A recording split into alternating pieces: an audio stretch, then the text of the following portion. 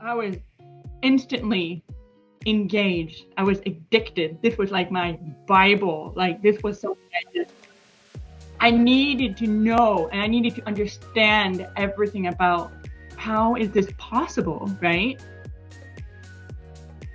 Welcome to Peak Pyrography, where we discuss artistry and process with creators in the woodburning and pyrography community. I'm your host, Justine Fedde. I was introduced to woodburning in 2020 and haven't put my burner down since. If you've been enjoying the podcast, make sure to subscribe, like, and comment on this episode, or give it a rating on whatever platform you're using. That's a great way for you to help support the show and for me to be able to continue making it. Today's guest is Krista Webb of Blindlove Woodburning. Her incredibly detailed work is amazing, and I cannot get enough of it. Part of her superpower for achieving all the details is that she is legally blind. Everything, literally everything she sees comes through a little tiny tunnel in her vision. I personally cannot comprehend how limited her sight is. She recently put up a reel giving us kind of an idea, but not nearly to the same limitations. Really interesting. Check that out on her Instagram.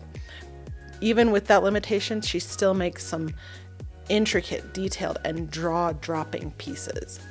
While we were recording this episode, Krista was very kind and giving, and I was so excited to have her on because I have been loving her work for such a long time, but I was also pretty worried about offending her with questions about her disability. She told me to go ahead and ask any questions and that she'd be happy to answer. She said if I had the question, likely others would have them too, and she was more than happy to help educate all of us. I was fascinated to learn how her tunnel vision from Usher's syndrome and retinitis pigmentosa, or RP, impacts her woodburning practice. The way that Krista looks at the world is amazing, and no pun intended there. But don't take my word for it. Listen to Krista for yourself now.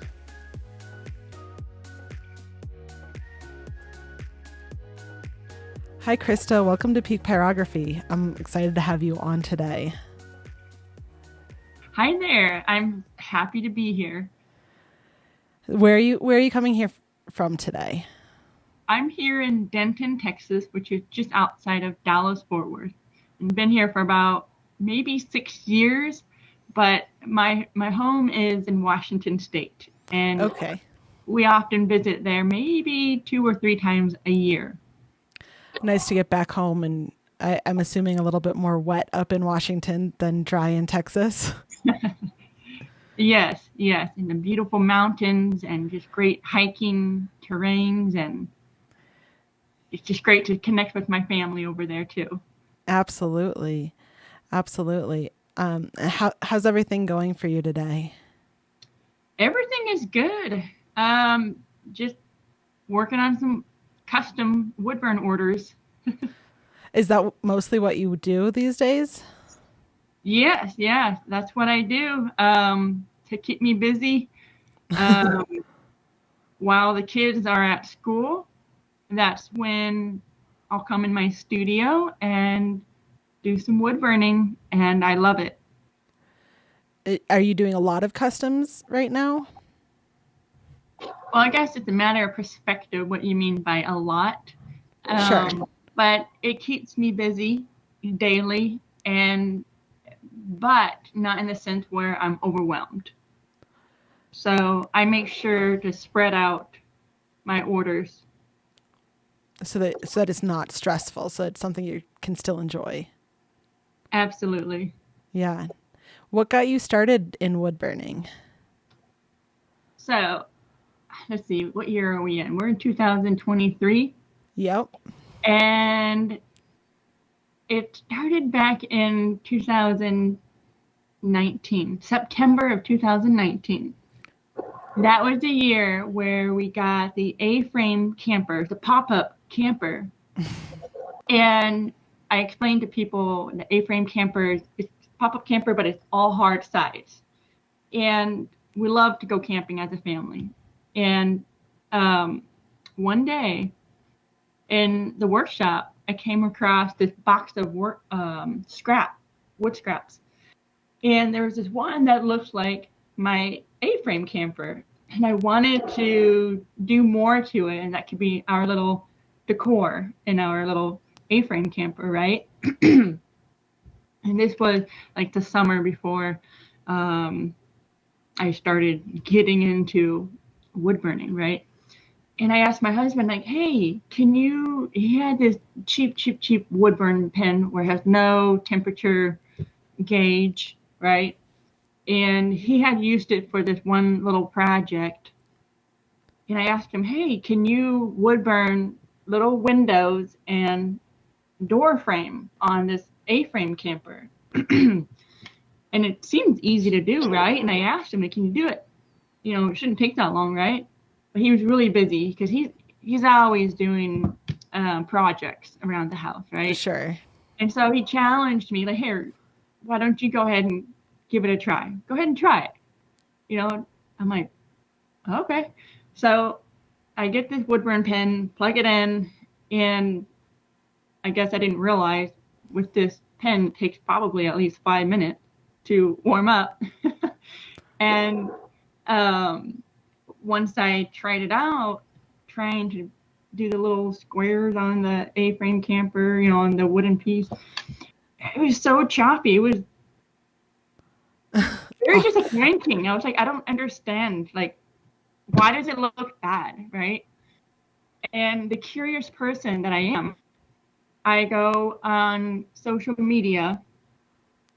I did not have Instagram. I went on Facebook and I just typed in wood burning. And I found like the wood burning page, joined the group, and I saw all of these pieces people were sharing. I'm like, whoa, people are making these pieces with this wood burn pen. How are they doing that? I was instantly engaged. I was addicted. This was like my Bible. Like this was I needed to know and I needed to understand everything about how is this possible, right? Because he struggled so much with that first pen and not being hot enough. And I learned, one of the things is this pen needs to go. And so that's when I got the Walnut Hollow Versa tool, and that was much better. Yeah. And does that one warm up more quickly? Or is it better because you can control the temperature? It still takes about 5 minutes, I would say. Okay. But then, within a month or two, I got the True Art dual pen, which I don't know if it's very well known, but it works great for me. And they're a great company. They're actually based in Texas, and it heats up like boom, instantly. So that was a game changer. But yeah, ever since that A-frame camper came to my life. So did you end up going back and reworking that original piece? So it's funny that you asked, because I'm looking at the piece right now here at the desk. And right before I hopped on here, I'm like, I need to touch it up a little bit. So I just burned over the windows and the door frame, and it says, pop it like it's hot. Perfect. Oh, yeah. That's so cute. And if you're just listening, make sure you come and check this out on the YouTube video, because this is really cute. It's like a perfect first project. Yeah, very first project. So, yeah, pretty fun to look at that. Great reminder. Great reminder of where you started and how far you've come, because now some of the pieces that you make, I'm like just completely floored by them. Hey, me too. With the vision loss that I have, I guess, it just amazes me. Yeah. What I can do with very little vision I have. So yeah, let's talk about that a little bit. When you started wood burning, did you have more vision? And you've been losing your sight through Usher syndrome. That is correct. Yes. So it's a genetic condition that I was born with. Didn't know I had this condition until I was age 19. Okay, I was about 2 years old when I got my first pair of hearing aids. So I wear aids in both ears. and I'm deaf without them, which is nice. You know, I want some peace and quiet around the house. On those moments of sensory overload, you can just shut them off. Yeah, exactly. And so that's just what I'm used to. I don't know what it's like in the hearing world, you know, but I had normal vision until I was diagnosed at age 19, but I still lived a normal life. And it was in my mid-20s when I stopped night driving because it affects my light and darkness too. So I'm night blind. And then I hung up my driving keys in my early 30s. I'm 35 right now. Oh. So about 4 years ago is when I hung up my driving keys for good. And I decided on that for safety reason. I was not feeling comfortable driving anywhere with my tunnel vision just narrowing, is shrinking. Sure. And it doesn't happen so quickly. It's a gradual thing. Here, and I got a picture here I can show on the video of one side. This is what normal people see, and the other side, this is what I see. What you see. Sure. Yeah. I can see that. Yeah, that's really well positioned. And you also put up a reel pretty recently about that. Yeah. Yeah, I think I did for the Zelda piece, right? Yes. Yeah, for the Zelda piece. And no pun intended, but that was eye-opening for me to see how you see with the mask that you were showing it through. Right. And even though it seems small for you, honestly, the tunnel vision is even smaller. But if I made it too small for the video, it would be kind of boring. I think harder to see more of the art for y'all. So it also depends. So I guess I'll go back to my story. So yeah, in my early 30s, I stopped driving, and then I was, diagnosed legally blind, and then I started using the white cane, and eventually my tunnel vision is going to diminish completely. So I really don't know how much longer I will be woodburning, because I cannot woodburn blind, completely blind. It's just not safe. No. Like, it's different than blind painters where they can just feel their paint. Yeah, you don't want to be touching a hot nib. No. Even with the best safety equipment possible, that's still not what you want to be doing. Right. Yeah. Yeah. And so when I complete these woodburn pieces, the whole process I enjoy, but then the finish, sometimes I can't even see the whole piece, right? And so I have to scoot back from the piece, and I'll see more of it.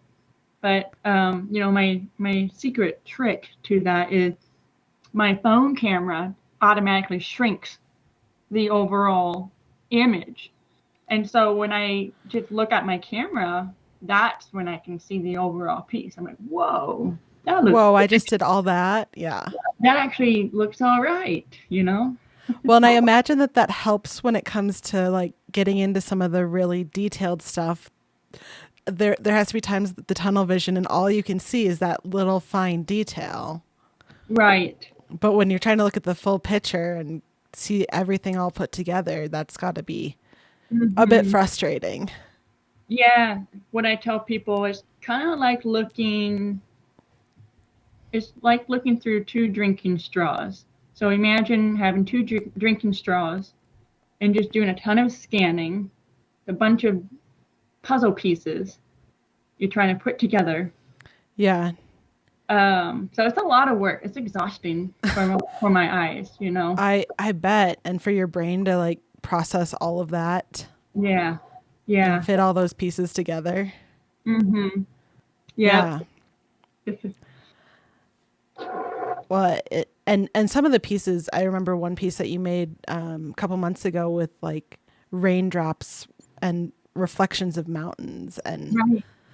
that one was so cool. And I didn't know at that time when I first saw it that you had that you were blind as you're doing it. I know that it's in your Instagram handle, Blindlove Woodburning, but I had no idea about where where that was coming from, you know. And now knowing that, I'm even more like amazed by it.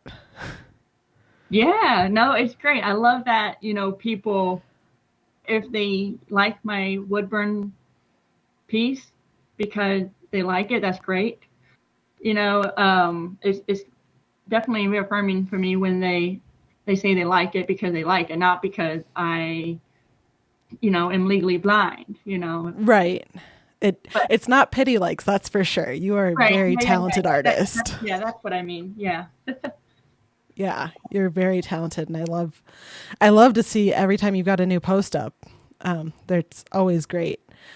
And if anybody, if you're listening right now, make sure you go check out Krista at blindlove.woodburning on Instagram, and check out some of these pieces. And so, for that piece or for other pieces, when you're not doing custom work, what kind of stuff do you get excited to burn?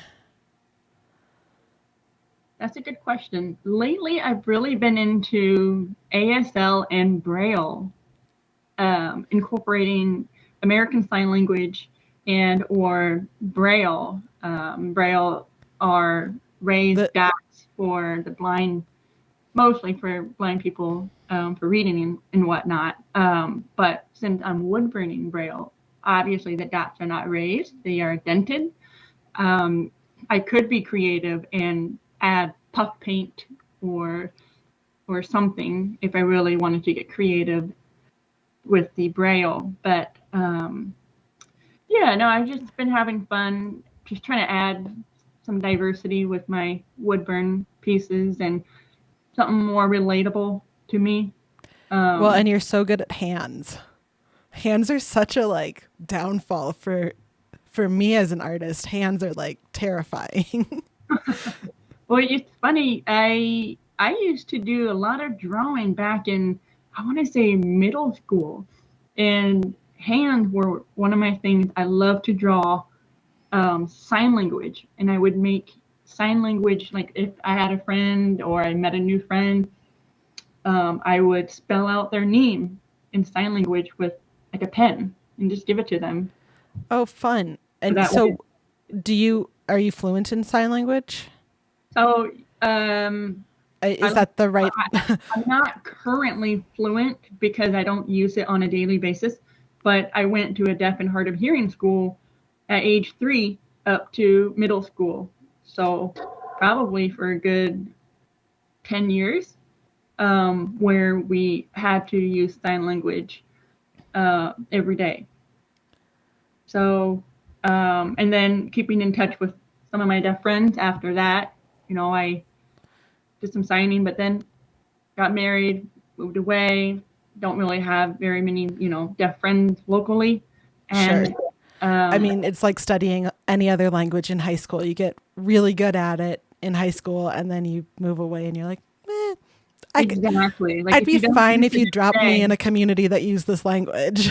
yeah, you can get rusty at it. And it might be easier for you to like understand it more so than doing it for some people. So, but the Braille, believe it or not, a lot of people assume that blind people can read Braille, right? But it's only maybe less than 10% of And, blind people read Braille. and that's definitely an acquired skill. It is. And I'm currently teaching myself how to read Braille. And well, actually, I would have to say reading Braille with your eyes is a lot easier than feeling it.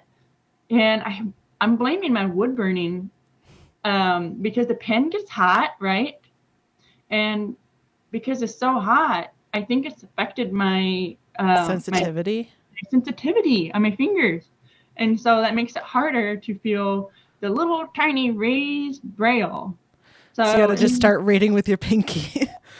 I know. I could like, say pinky or read with my left hand if I want, but I'm giving it a go and just seeing where this takes me. We'll see.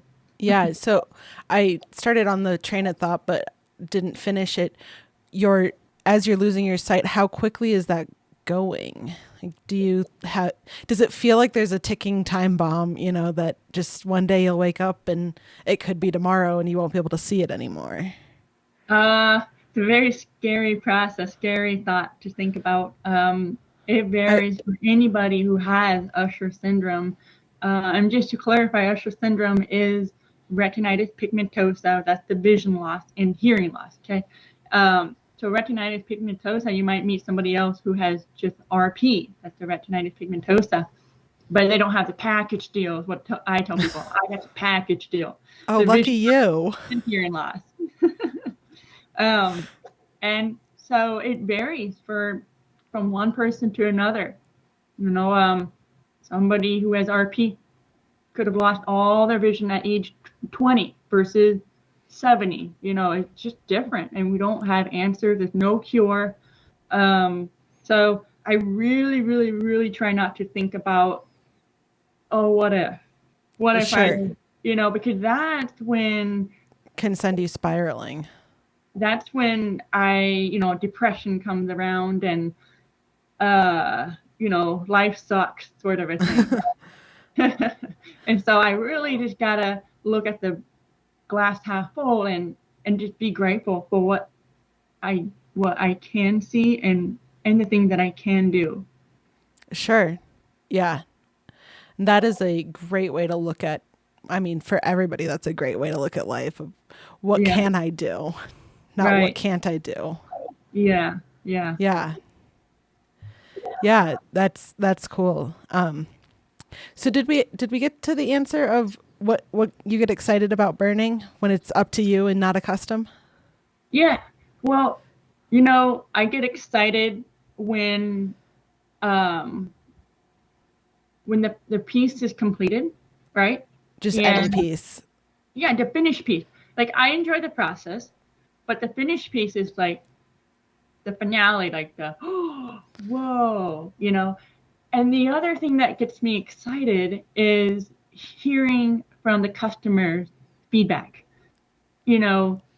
Just when they are so happy about it, and that's all I care for. I'm like, okay, happy customer, I'm happy. Yeah.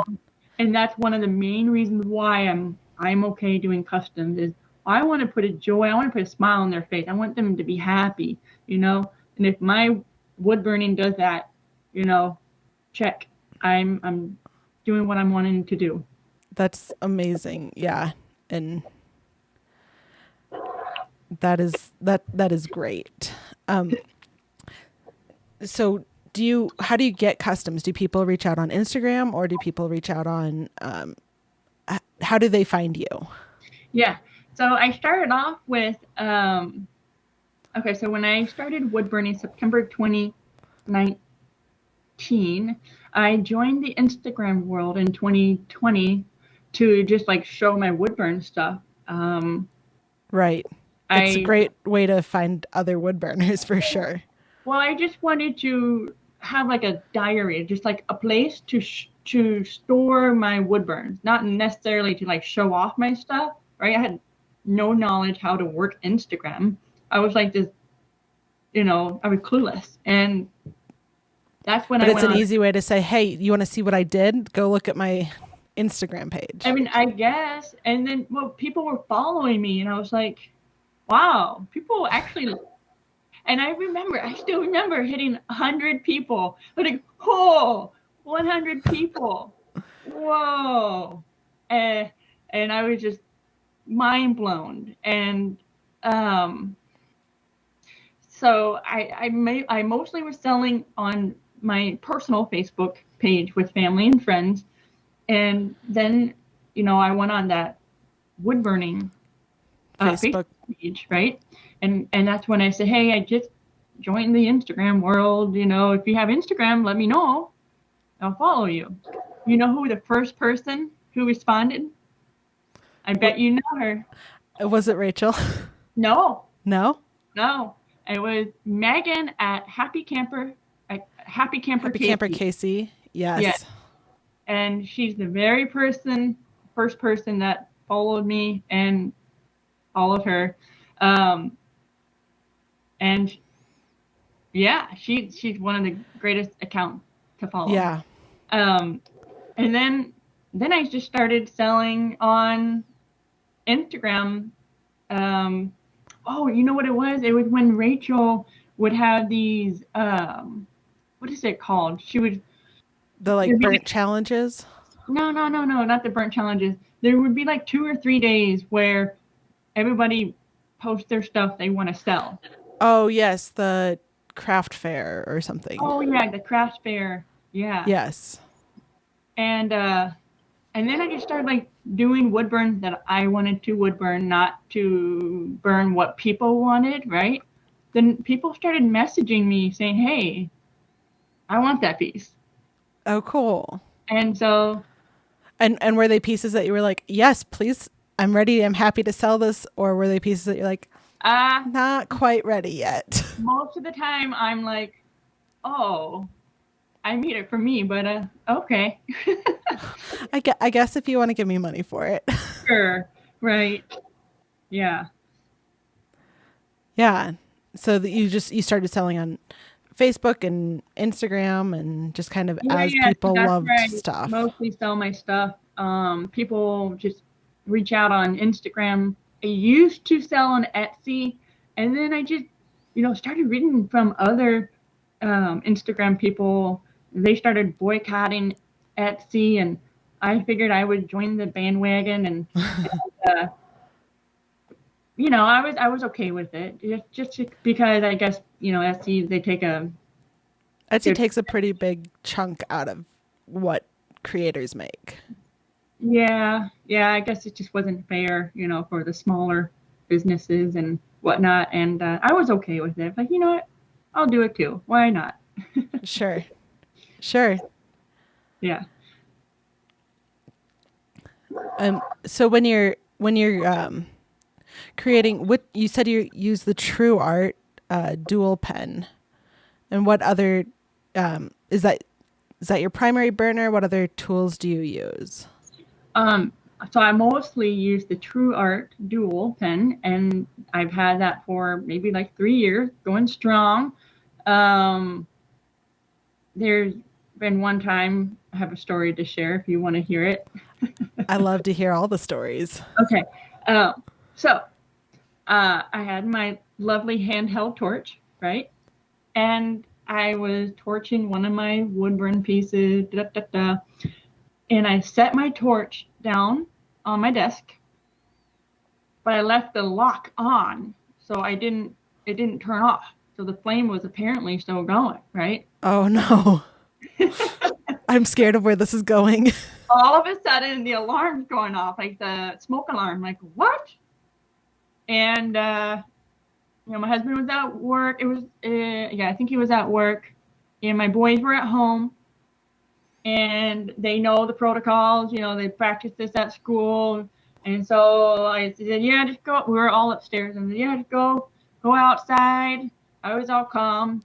And I'm like, okay, I can smell smoke from wood burning, right? But there's got to be a fire. And I could just tell there was a fire somewhere. But with my vision loss, just imagine, just all this scanning, like, where's the dang fire? There's a fire somewhere. And so I called my husband right away. I was like, the fire alarm's going off, and I don't know where the fire is. And so he like, okay, I'm gonna head home right now. So I hang up. I'm gonna get ready to call 911. That's who I should call first, right? And all of a sudden, I'm like, there it is, found the fire. And what happened was, it was setting, what was caught on fire? Oh, my Woodburn pen wire was on fire, along with, let's see, I was going to show you. Some people have this spongy looking thing that you put in your Woodburn pen holder. Mm-hmm. I don't know. So I think that whole thing was gone. It was small enough where I could blow it out, you know. So I called husband back, like, hey, we're good now. I found it. He's like, oh, okay. But it was ever since I went to Costco and we got a 2-set of this fire spray. Yeah, fire spray. It's like the size of a hairspray pretty much. So this thing sits on my desk at all time. Haven't had to use it. But no more fires, not since the first one. So I reached out to True Art, and they were so sweet, and they sent me like 2 or 3 replacements right away. They were just so glad that I was okay, and the machine was okay too. So yeah, so you were just changed out the wires, and your pen's good to go again. Yeah. So I do use the True Art, and on occasion I'll use the Walnut Hollow Versa tool. And that's it. I've never tried the other burners. I'm actually thinking about getting a razor tip. I've heard those are very good. I have not used one myself, but I've heard really good things. I'm just thinking about it. I've had the True Art for about 3 years, and with my vision loss, it's getting smaller and smaller. Like, well, shoot, why not? Why not try, razor tip and give it a go before it's too late. Sure. And do you have a favorite kind of nib that you use with that? Yeah. So there is this one nib, and before I, hopped on here, I was trying to look it up. I don't even know the name of it. It's a rounded tip. Here, I'll show it to you. Yeah, that's perfect. Let's see. Oh yeah, it's like a writing tip. Is that what it's called? A writing tip? I think that I've seen some of them called that. So it kind of looks like a bobby pin at the end. Okay. Yeah, I wasn't sure if a writing tip was like the pointy, like it was pointy at the end. So, I mean, some of them come to like that super fine point. I'm not sure. But yeah. I use that for almost everything. And then I have the rounded ball tip for like stippling. Yeah, stippling takes forever. Mm-hmm. I know. It's so nice. I love to do it, but it takes so long. It does. Yeah. Yeah. And then I know that you put color on many of your pieces. What do you use to put the color on? Well, it seems like many of my pieces, right? I typically try not to use a lot of color with my woodburn pieces because I don't like my woodburn pieces to get hidden, because I work so hard with the burn. Right. But, the recent large pieces that I've done, the Zelda piece, that was the most color detailed piece I've ever done. And that was with, it was actually from this company, they mailed it to me for free. Color It. COLORIT. And then I used a couple of the Prisma color pencils too. And so in general, you don't use color, but for that piece, it needed it. Yeah. And then I also like using paint markers.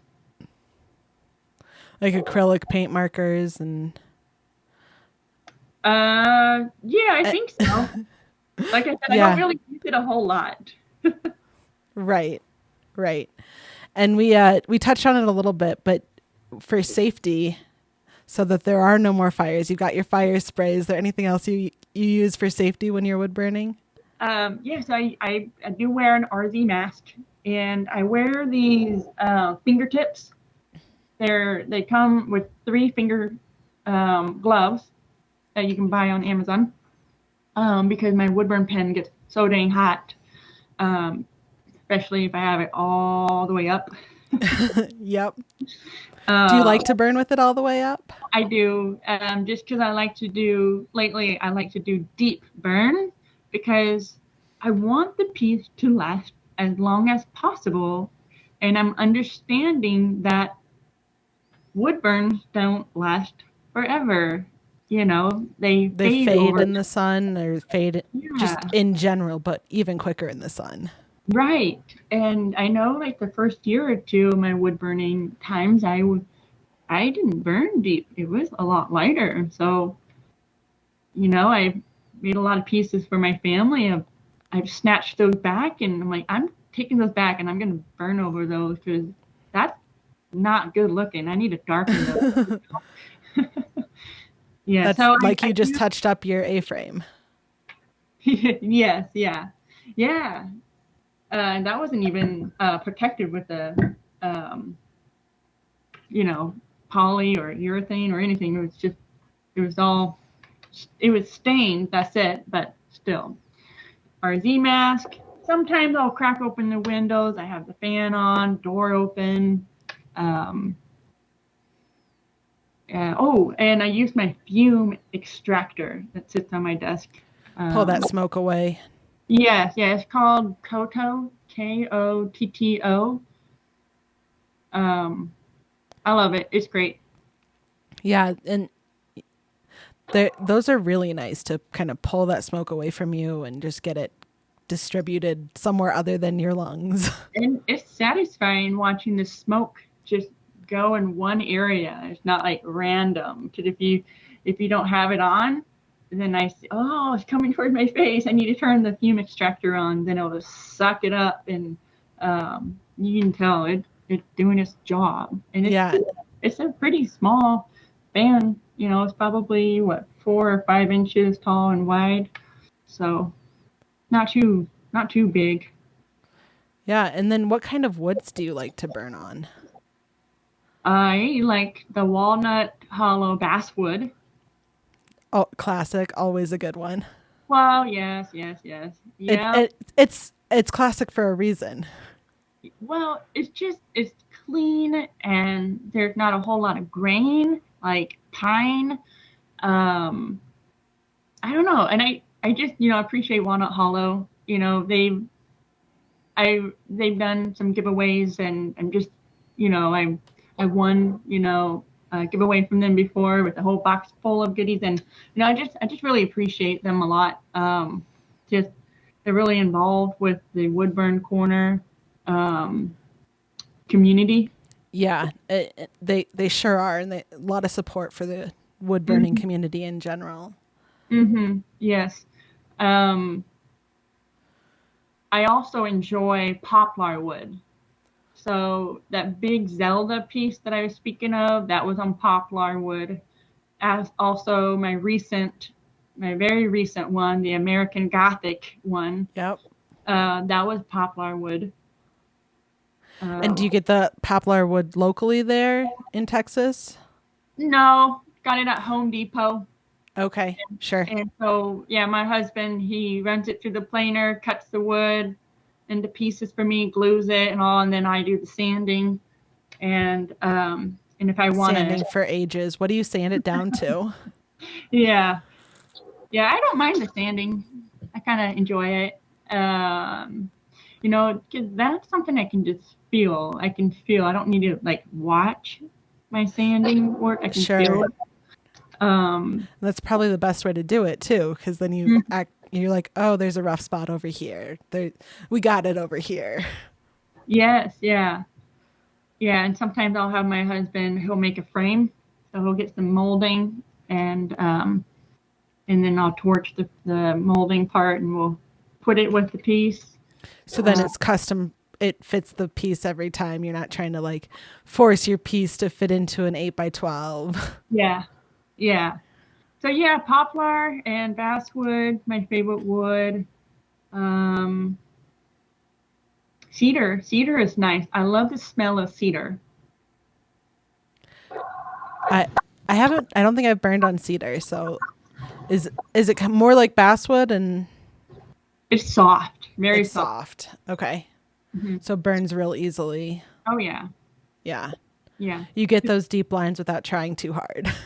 Right. Yeah, you don't need Yeah. to. I don't Yeah. even need to turn my burner all the way up for cedar. Yeah, and I'm flipping through a couple of your pieces right now. kind of off to the side here and just enjoying the look of them. Oh, yes. And so what would you describe your style as?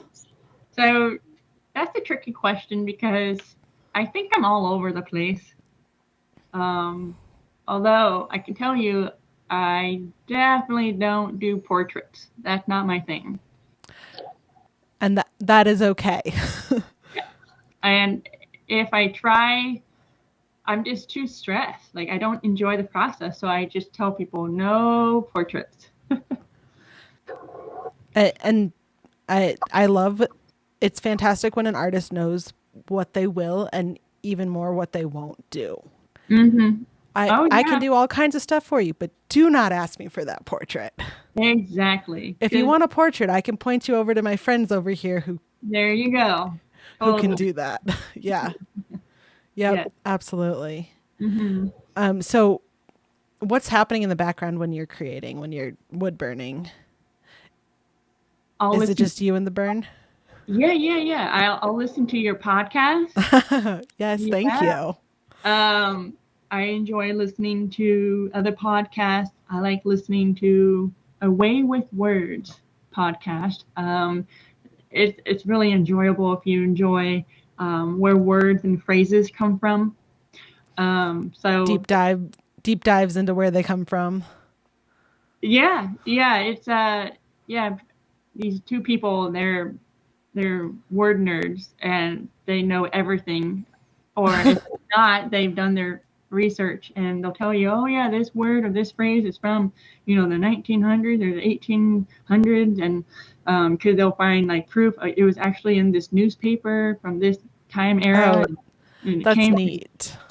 So it's actually really interesting. Like even like the words that we speak of today, you'd be like, oh wow, I didn't even realize it came from that, and so that's pretty enjoyable to listen to. And I also listen to music and then audiobooks. So I'm all over the place. I just always something coming in as you're putting your art out. Oh yeah. I usually don't watch a show or a movie because typically when I watch a show, I like to catch everything what they're saying, and I need subtitles or closed caption for that. So sure. Yeah. I don't have any measurable hearing loss, and I still need to have closed captions on sometimes. Oh yeah.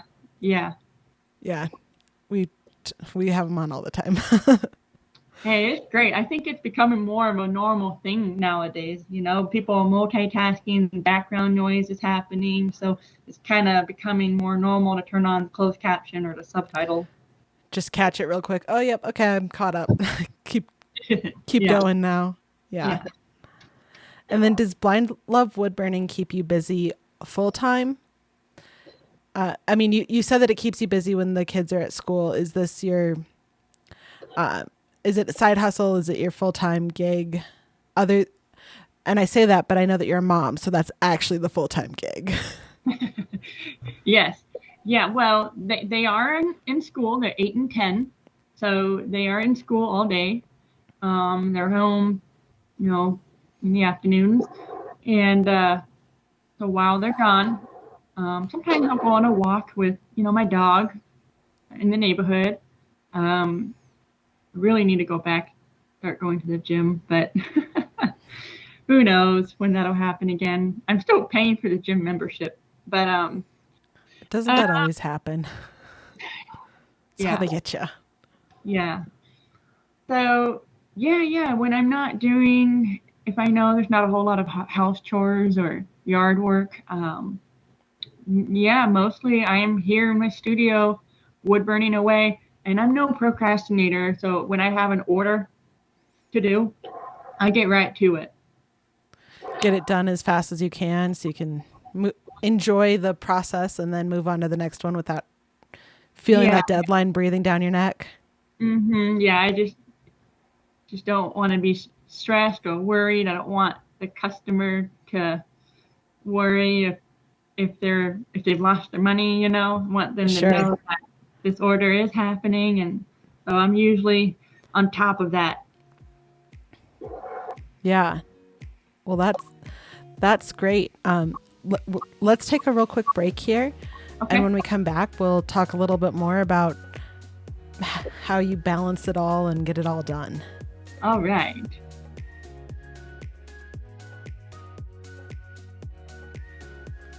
And we're back now with Krista from Blindlove.Woodburning. Hey, Krista, how's it going? Good. Good. So we said before the break we were going to come back and kind of talk about how you manage everything between kids and family, wood burning and everything, and taking care of yourself. What do you like to do to really focus in on yourself? Yeah, no, I think it's important to focus on self-care. I feel like that's the word of the year. For sure. Everybody needs to work on self-care, right? And that might be wood burning, just getting away from everything. And that's what I tell people is wood burning is my therapy. And I got a shirt that says that. It really is. And what I tell my boys, about a year or so ago, they asked, so Mama, why do you like to wood burn a lot? Not just because, they were bothered by it or anything. They were just, curious. Well, it keeps me out of trouble. I got to keep my hands busy, and I don't want to.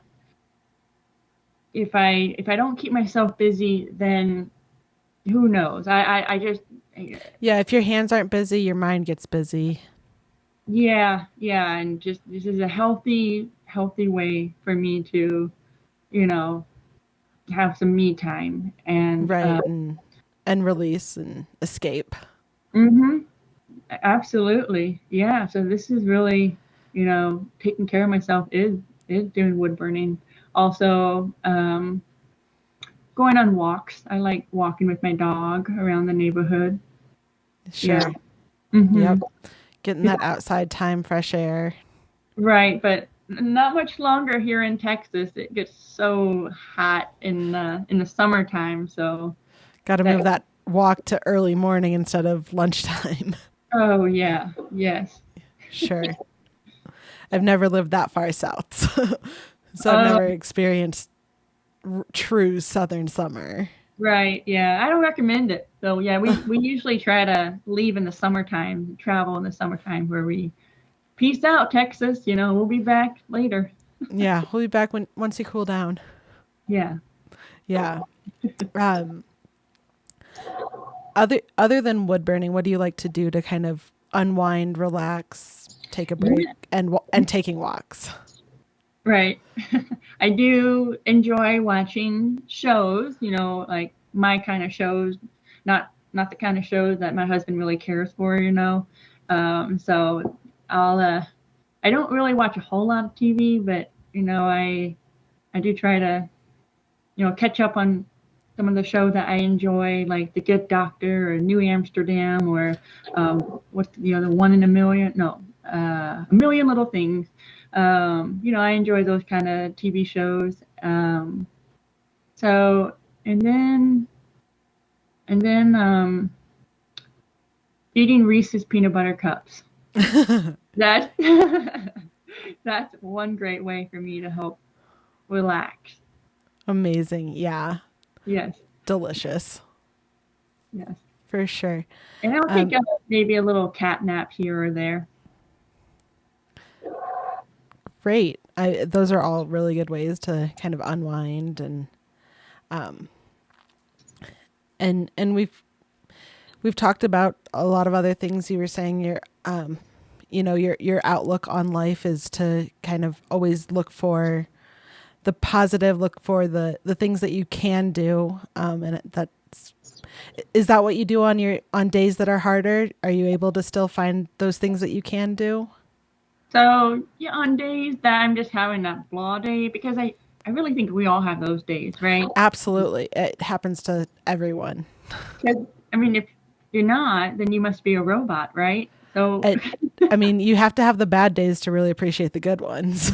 Oh yeah, 100%. I mean, we all have emotion, all kinds of emotions, and it's not necessarily a bad thing to, have a bad kind of a bad day.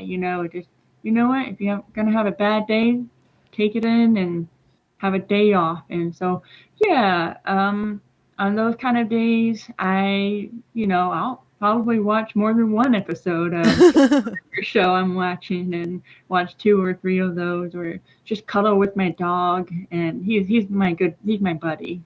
Yeah. Yeah. Perfect. Mhm. Okay, so are you ready now? We're going to switch gears a little bit and play my favorite game here on Peak Pyrography. Okay. All right. So you've said you listened to the podcast. You already know what's coming. This is the Deserted Island game. Okay. Yes. Yes.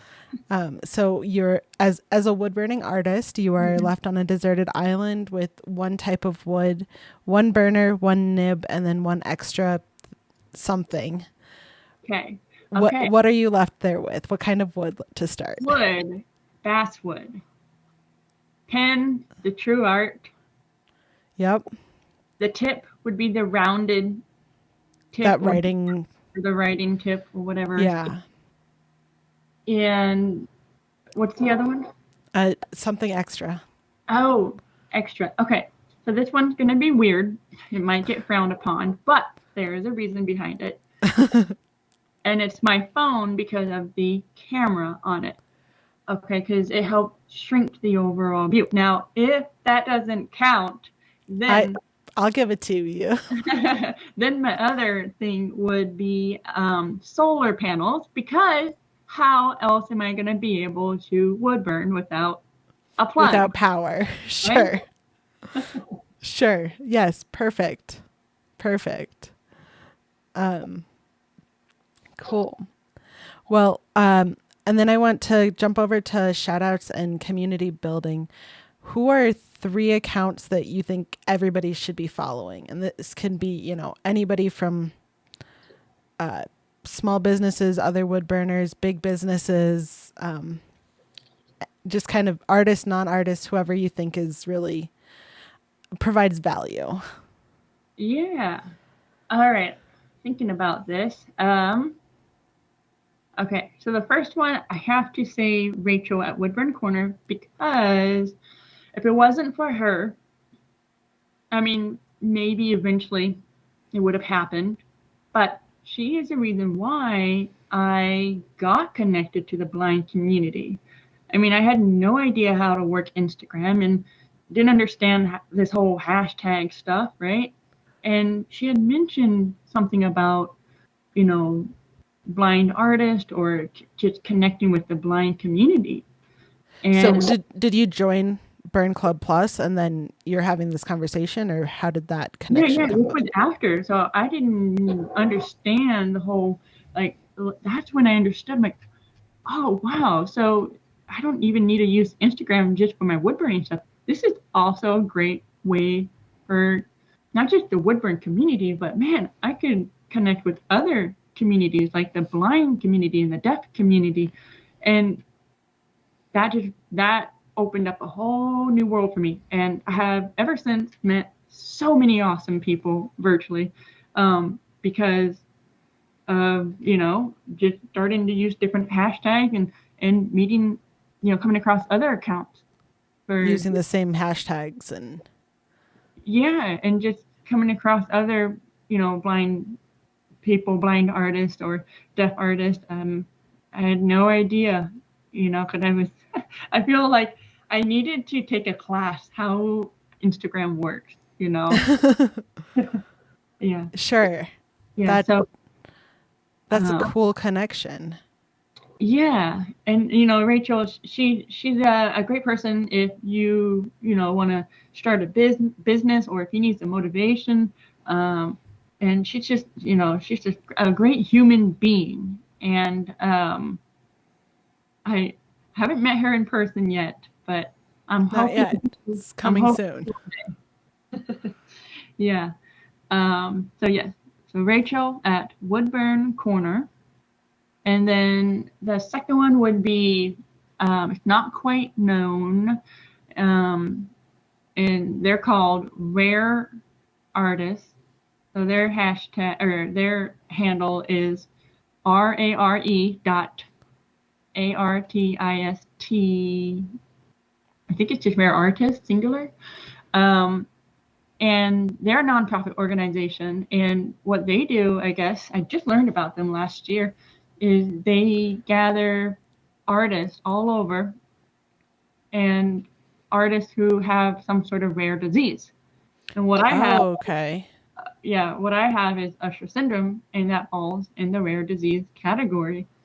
And so every year they like to highlight, rare artists, and then they also have like a whole voting competition sort of a thing. So everyone submits their like top 2 art pieces.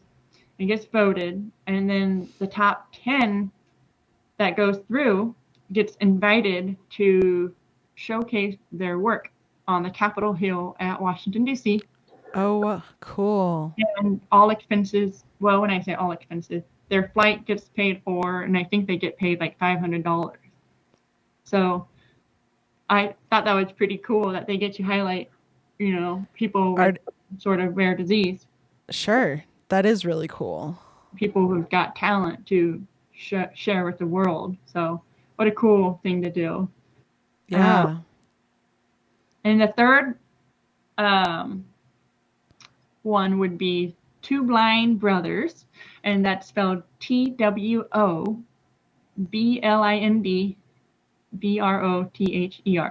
Two Blind Brothers. And it's about these 2 brothers who are blind, and I believe they have Stargardts. So it's the opposite what I have. So I have RP, where it's tunnel vision. Stargardts is the opposite.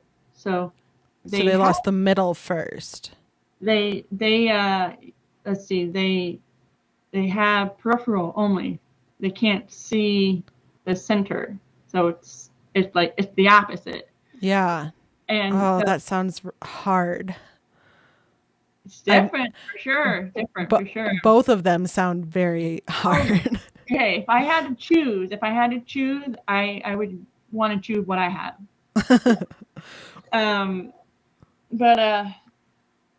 They sell clothing, apparel, and all of their profits go to curing blindness.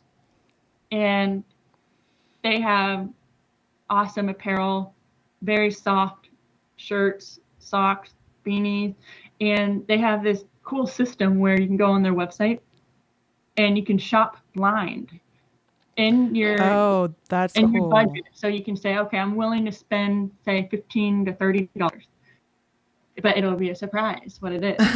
Or I'm willing to spend up to $200, and you might get like 3 or 4 different items. And they're willing to take returns. So if you're not happy with the item, you can return it. And they were on the Ellen show too. That is a cool account to check out for sure. Yeah, so they do a great job just sharing the different kinds of blindness out there. And I don't know if you can see on the video, I'm wearing a shirt that says blindness is a spectrum. Yes. And I that's just a phrase that never gets old for a lot of people with some sort of vision loss, because many people, even me at one point, think that blindness means you have zero sight. Sure. I think that I've been in that boat as well. It's on or off. That boat too. So, I just really like to, talk about that. And so, the Two Blind Brothers, they do a great job sharing the different kinds of blindness out there. So those are the 3 accounts that I can think of at the moment, but there are, of course, there's hundreds of accounts out there and so many of them are so worth following.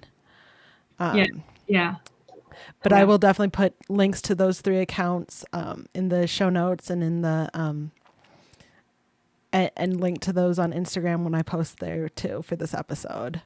Yes, yeah. So I'll make it easy for everyone to find. I don't know if I'm allowed to do a 4th one, but I really wanted to mention him, and I think you did a podcast already with him, is Sean Roderick. Yes. Yeah. He was on episode 11. I think the whole world should get to know him and his art. His art is always entertaining. Very original. So, yeah. Yes. Yep. Yeah. I'll give you a fourth one. Sure. Okay. we could probably go down this for ages. I know. We really could. Yeah. What is one thing that you think that Krista thinks everyone would find value in? What's your tip or trick for the community? One tip from me? Yeah. Yes, I think the one tip I would advise is do what you love for you. Don't do what you love for other people. I mean, that's a bonus, but make sure you're doing what you want to do for you. Because if you're always doing things for other people, then you'll either get burnt out, not enjoy it. It stops being what you love. Mm-hmm, mm-hmm. Yeah. That's Yeah. a great tip and a great advice for anyone. Yeah, yeah. Yeah, I love that. So what do you have coming up, Krista? What are the journeys we can follow you on? What's coming up? Yes, there's okay. Have you heard of John Bramblett? I have not. Okay, so he's a blind painter, and he actually lives here in Denton. And if you look him up online, I mean, he's on a Wikipedia. You know, he's a fabulous painter. His colors are just vibrant and beautiful. So anyway, he and his wife just opened up a gallery and bar. It's a gallery bar a couple weekends ago, and just last week I brought over some of my favorite Woodburn pieces, and created one of the large pieces, which is the American Gothic one that I recently just posted on my Instagram. And they're talking about displaying it, maybe selling some of my pieces. So I'm excited to see where this goes, and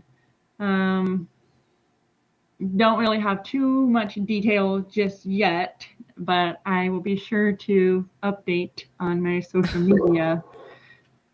Yeah, so we can follow along. So you have your work in this bar / gallery. Yeah, so it's called Bramblett's Yellow Dog Art Bar and Gallery. Okay. Yep. Yes, it's downtown Denton. They just opened a couple weekends ago.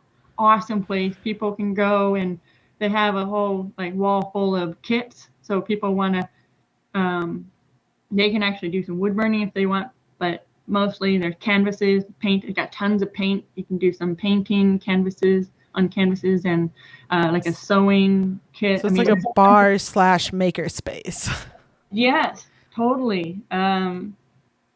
It's great setup, great atmosphere. So I'm excited to see where this goes. Yeah, that's really, really cool. Yeah. All right. Well, thank you so much for coming on. And listeners can go on Instagram and find you at blindlove.woodburning. Yes. And that's the primary place to go and find Krista. That's right. But thank you so much for coming on. This has been such a fun conversation. Hey, really enjoyed talking with you. Thank you. I had a blast. Peak Pyrography is produced by Fedde Studios and Justine Fedde. Our producer and sound engineer is Kevin Fedde.